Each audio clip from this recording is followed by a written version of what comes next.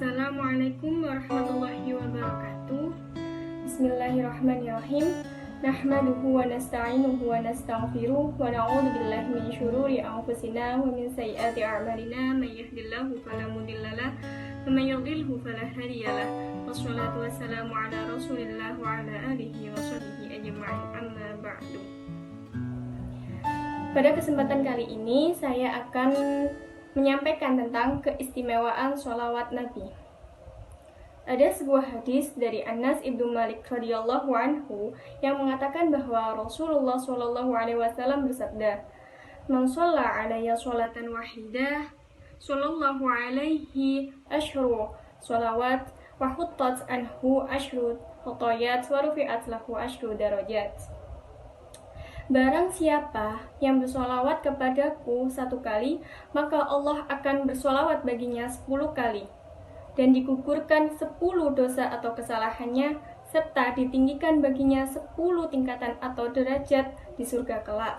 Subhanallah, itu berarti kita akan mendapat balasan solawat dari Allah Subhanahu wa Ta'ala untuk diri kita dari setiap solawat yang kita ucapkan.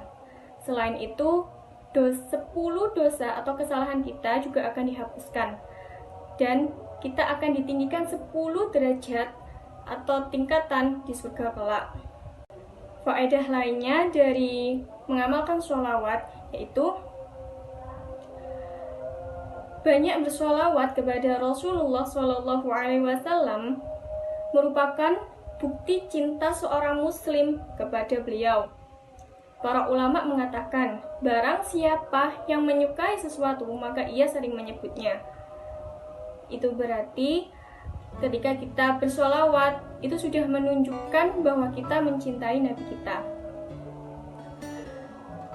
Makna solawat dari Allah Subhanahu wa Ta'ala untuk hambanya yaitu limpahan rahmat, kemuliaan, pujian, keberkahan, serta taufik dari Allah Subhanahu wa Ta'ala untuk mengeluarkan hambanya dari kegelapan atau kesesatan menuju cahaya atau petunjuk. Dalam firman Allah, surat Al-Ahzab ayat 43 yang mengatakan, "Dialah yang bersolawat, wahai manusia, dan para malaikatnya untuk memohon ampunan untukmu, supaya dia dikeluarkan dari kegelapan menuju cahaya yang terang. Dan dialah yang Maha Esa, yang Maha Penyayang orang-orang yang beriman." Faedah lainnya yaitu bersolawat berpeluang besar doa kita akan dikabulkan oleh Allah Subhanahu wa Ta'ala. Sebab sebelum dan sesudah berdoa kita mengucapkan atau kita menyebut nama Rasulullah SAW dengan penuh pemuliaan dan penghormatan. Sholawat itu doa, dan doa itu akan kembali kepada yang mendoakan. Kiranya ketika kita mendoakan Nabi, doa untuk Nabi kembali ke kita. Sholawat itu amalan yang hebat. Tidak hanya manusia yang bersolawat, malaikat pun bersolawat. Semua penghuni alam semesta bersolawat, dan semua yang mencintai Nabi akan bersolawat, kecuali orang yang kafir, malas, dan bodoh. Na'udzubillah. Semoga kita tidak termasuk orang tersebut. Allah paling suka dengan hamba-hambanya yang menyebut nama kekasihnya ketika berdoa. Siapa saja orang-orang yang menyebut nama Muhammad SAW ketika berdoa, doanya tidak akan terhalang. Sama halnya ketika kita di dunia, kita sebagai rakyat yang mempunyai permintaan kepada presiden kita, tidak mungkin permintaan itu langsung dikabulkan oleh presiden kita.